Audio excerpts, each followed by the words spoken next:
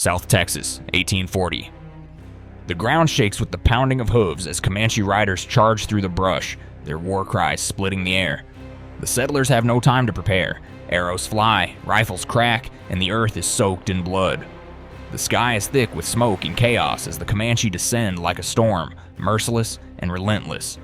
A massacre unfolds, with no mercy given, and no survivors left behind. If you're drawn to raw, savage battles, where lives are torn apart in seconds, hit that like button, subscribe, and stick with us to uncover the full story of this brutal conflict. Context and the ideals of the settlers. For the settlers, the frontier was a land of boundless promise, where the past could be shed and new beginnings could be forged. They ventured west in search of more than just fertile soil. They sought freedom from the constraints of their former lives.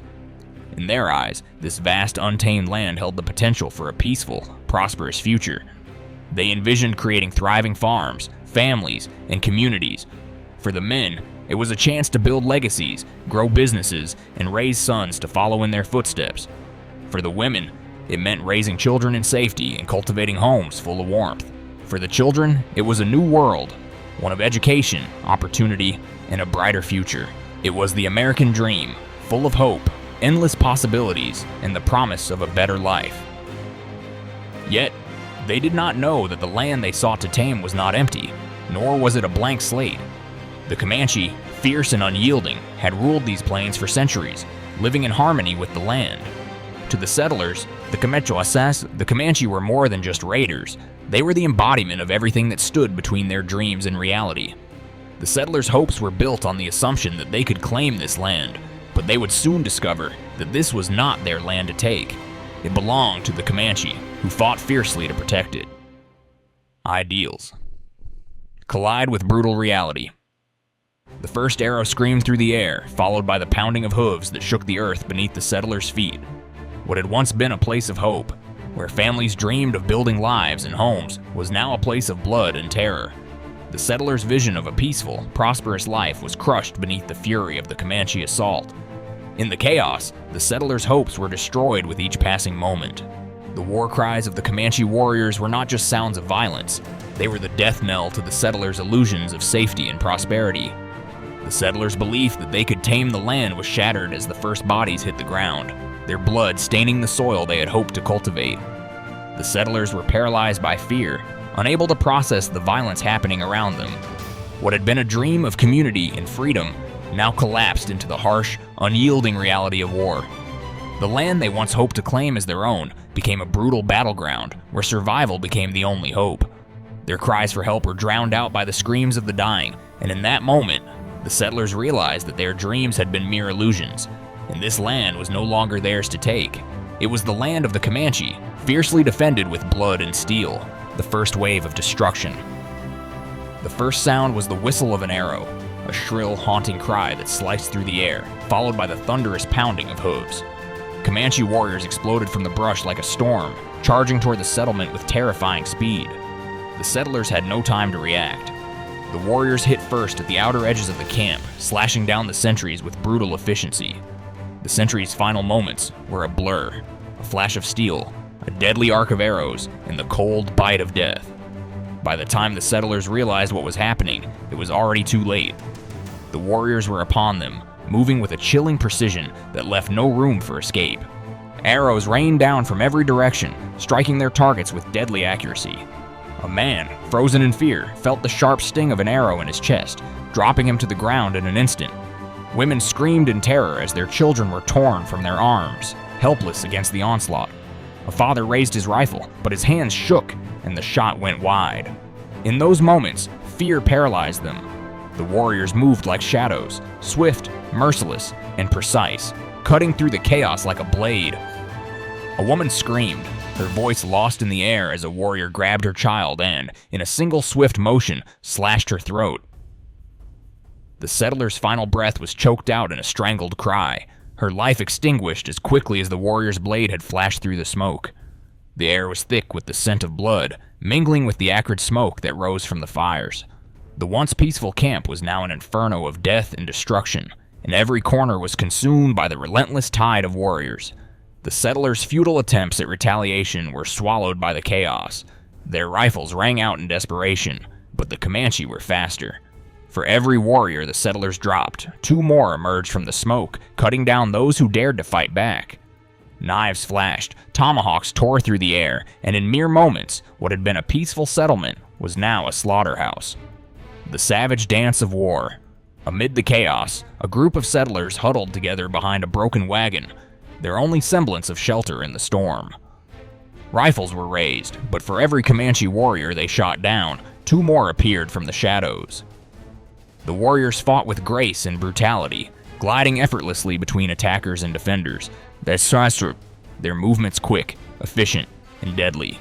One settler, his rifle trembling in his hands, glanced toward his family, knowing in his heart that escape was impossible. A Comanche warrior appeared from behind the wagon, tomahawk raised high. The settler fired blindly, but the shot missed. The warrior, unharmed, plunged his weapon deep into the man's chest. The settler's final breath was a scream, his life extinguished in an instant. The warrior's comrades descended swiftly, slashing and stabbing, leaving no one untouched. The ruthless precision of the attack felt like a mechanized dance of death, where no one could escape. The turning point. As the battle raged on, the settlers, once strong and full of hope, were now nothing more than broken remnants of resistance. Their courage shattered under the weight of the Comanche assault. Just as it seemed all hope was lost, the Comanche warriors paused. The wind howled through the ruins, and for a moment, everything fell silent. The leader of the Comanche, his face marked with the scars of many battles, raised his hand, signaling for the killing to stop. The warriors stood in the stillness, their faces painted with the marks of war, their eyes scanning the battlefield. The leader walked slowly through the wreckage, his footsteps echoing in the eerie quiet. No emotion, no joy in victory, only the weight of understanding that the land had been reclaimed, but at a great cost. The aftermath. The wind howled across the settlement, now nothing more than a graveyard of ash and blood.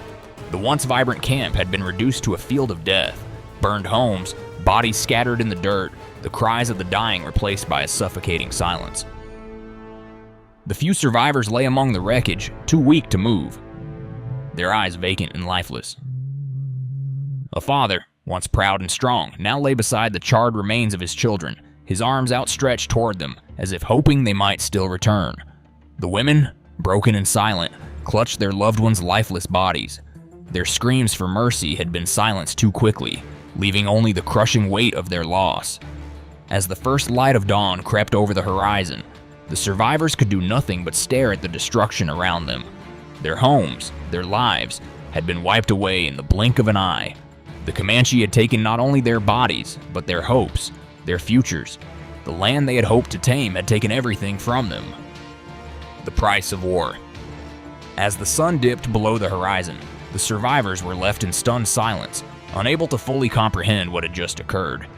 The campfires, once bright symbols of hope, had dwindled to mere embers. The once prosperous frontier was now soaked in blood, and the survivors could only stare at the wreckage around them.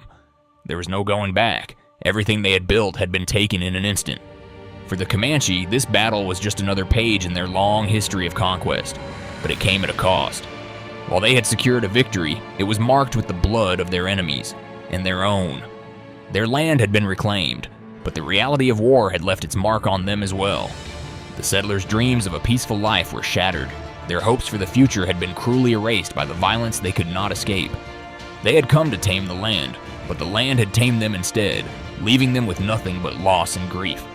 The frontier was no longer a land of opportunity. It had become a place of survival. The cost of survival was steep, and only those who could endure the brutality of this land would live to see another day. The Comanche had carved their empire across these plains with blood and fire, a legacy written in the ashes of those who dared to dream. For the settlers, this massacre was a brutal awakening. The Old West was no sanctuary for hope, but a crucible where only the fiercest endured. The land they sought to claim had claimed them instead, leaving behind a silent graveyard and a question that lingers on the wind. Could vengeance rise from these ruins, or would the Comanche reign unchallenged? The frontier hides more tales of blood and steel, tales we'll uncover yet. If this raw saga of survival and slaughter gripped you, smash that like button, subscribe, and share it wide. Stick with us for the next chapter of the Wild West's deadliest battles. History's not done bleeding.